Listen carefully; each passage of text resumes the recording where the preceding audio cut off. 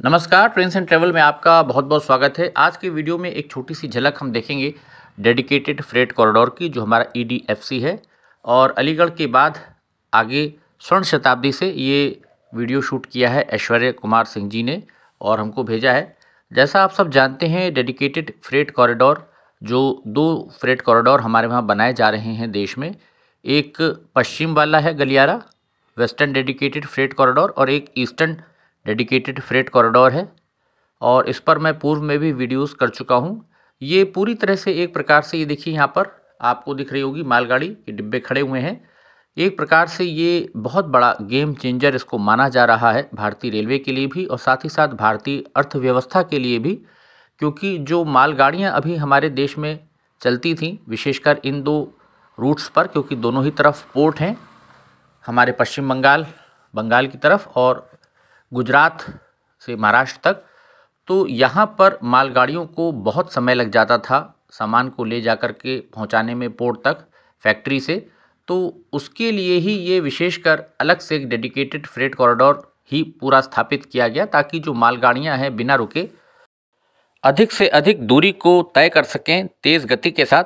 लगभग 100 किलोमीटर प्रति घंटे की रफ्तार के साथ इन डेडिकेटेड फ्रेट कॉरिडोर्स पर मालगाड़ियां जो हैं माल लेकर के चल रही हैं। वैग 12 लोकोमोटिव्स यूज़ किए जा रहे हैं और जो औसत गति है मालगाड़ियों की वो भी बहुत अच्छी हो गई, बेहतर हो गई है। तो इससे ये हो रहा है कि कम समय में माल की ढुलाई हो रही है और जब समय बच रहा है तो कॉस्टिंग भी जो होती है देखिए वो भी कम हो जाती है। दोनों ही चीज़ें हैं, तो दोनों ही लोगों को फ़ायदा हो रहा है, जो व्यापारी वर्ग है उसको भी और साथ साथ रेलवे की भी कमाई इसमें बढ़ेगी। ईस्टर्न डेडिकेटेड फ्रेट कॉरिडोर पर भी और वेस्टर्न डेडिकेटेड फ्रेट कॉरिडोर पर भी दोनों ही तरफ अभी कार्य तेज़ी से चल रहा है, क्योंकि दोनों ही कॉरिडोर्स अभी पूरे नहीं हुए हैं और बिहार से लेकर के बंगाल तक आगे दीनदयाल उपाध्याय जंक्शन के बाद वहाँ पर भी काफ़ी काम चल रहा है तेज़ी से। कानपुर से लेकर के प्रयागराज वाला जो हमारा आगे सेक्शन है उधर भी काम चल रहा है।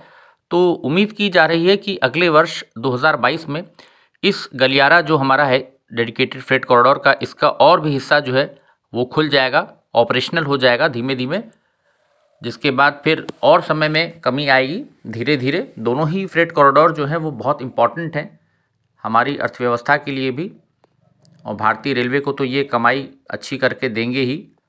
तो यहाँ पर एक छोटी सी झलक, एक झलकी आपको हम दिखा रहे हैं स्वर्ण शताब्दी एक्सप्रेस के अंदर से। दाहिने हाथ पर आप देख सकते हैं दूर पर, कुछ ही दूर पर ट्रैक्स के हमारा डेडिकेटेड फ्रेट कॉरिडोर जो है EDFC वो चल रहा है यहाँ पर बराबर निरंतर। EDFC जो है इससे मुख्यतः कोयला, हमारा स्टील और सीमेंट, 3 चीज़ों की जो ढुलाई यहाँ पर इस पे हो रही है इस गलियारे से, ये बहुत इम्पॉर्टेंट है। इसके साथ साथ जो एक और बड़ी बात हमारे डेडिकेटेड फ्रेट कॉरिडोर के बन जाने से हुई है वो ये है कि हमारी जो यात्री गाड़ियां हैं जितनी चलती हैं उनकी भी औसत गति बेहतर हो जाएगी, क्योंकि ट्रैक पर आगे जब मालगाड़ियां नहीं होंगी तो निश्चित ही जब हमारी तेज़ रफ्तार की जो रेलगाड़ियां चलती हैं, यात्री गाड़ियां, वो बिना रुके उनको भी एक प्रकार से क्लियर ट्रैक मिल जाता है, तो उसकी एवरेज स्पीड भी बेहतर होगी। आने वाले समय में यात्रा का समय जो है निश्चित ही वो कम लगेगा।